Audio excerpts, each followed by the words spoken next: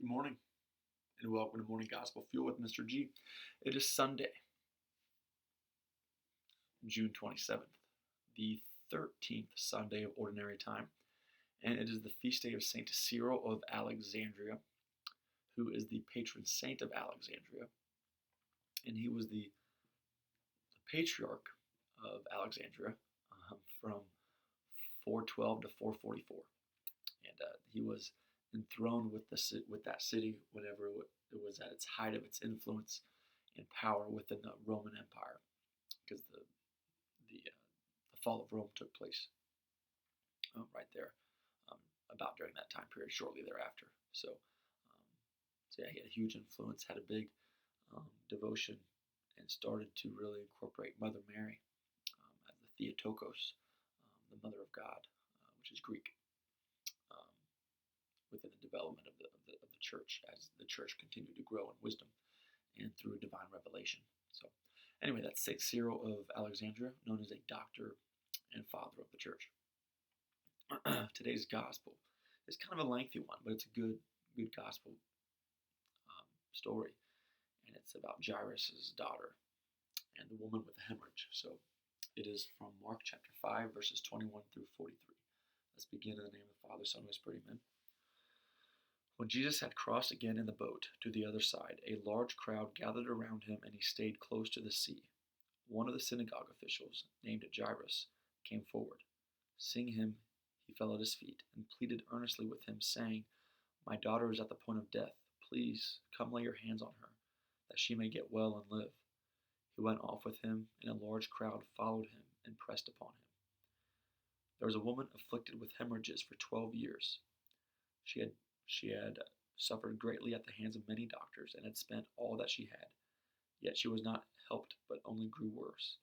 She had heard about Jesus, and came up behind him in the crowd and touched his cloak. She said, "If I but touch his clothes, I shall be cured." Immediately her flow of blood dried up. She felt in her body that she was healed of her affliction. Jesus, aware at once that power had gone out from him, turned around in the crowd and asked, "Who has touched my clothes?" But his disciples said to him, "You see how the crowd is pressing upon you, and yet you ask, 'Who touched me?'" And he looked around to see who had done it. The woman, realizing what had happened to her, approached in fear and trembling. She fell down before Jesus and told him the whole truth. He said to her, "Daughter, your faith has saved you. Go in peace and be cured of your affliction." While he was still speaking, people from the synagogue official's house arrived and said, "Your daughter has died. Why trouble the teacher any longer?" Disregarding the message that was reported, Jesus said to the synagogue official, "Do not be afraid, just have faith." He did not allow anyone to accompany him inside except Peter, James, and John, the brother of James. When they arrived at the house of the synagogue official, he caught sight of the commotion, people weeping and wailing loudly. So he went in and said to them, "Why this commotion and weeping? The child is not dead, but asleep." And they ridiculed him. Then he put them all out. He took along the child's father and mother and those who were with him, and entered the room where the child was. He took the child by the hand and said to her, "Talitha cum," which means, "Little girl, I say to you, rise." The girl, a child of 12, arose immediately and walked around. At that they were utterly astounded. He gave strict orders that no one should know this, and said that she should be given something to eat. That's a beautiful story. Beautiful healings. There's two there. Um, the healing of Jairus' daughter, which was interesting. I kind of wonder why there was a break in the gospel, because the first part talked about Jairus and his daughter, and then it took a break, and the next paragraph was about the woman with the hemorrhage in the crowd, and then it went back to Jairus' daughter.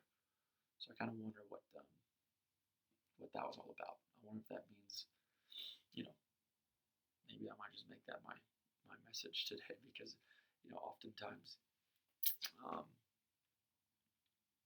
we focus on something, and then we get sidetracked, and we lose attention to what we're doing, and then we got to go back to it. And it seems like just through Mark's gospel here, um, that the way that he wrote it, he's kind of challenging us to do the same thing. That just because we go to the Lord for something, and we recognize that we need Him, and then we have a big waiting period and a big pause, or maybe a second paragraph in the middle, and then Jesus comes back um, whenever we're ready, and not so much Him, but whenever we're ready, and then He heals them, and then He healed that little girl. Um,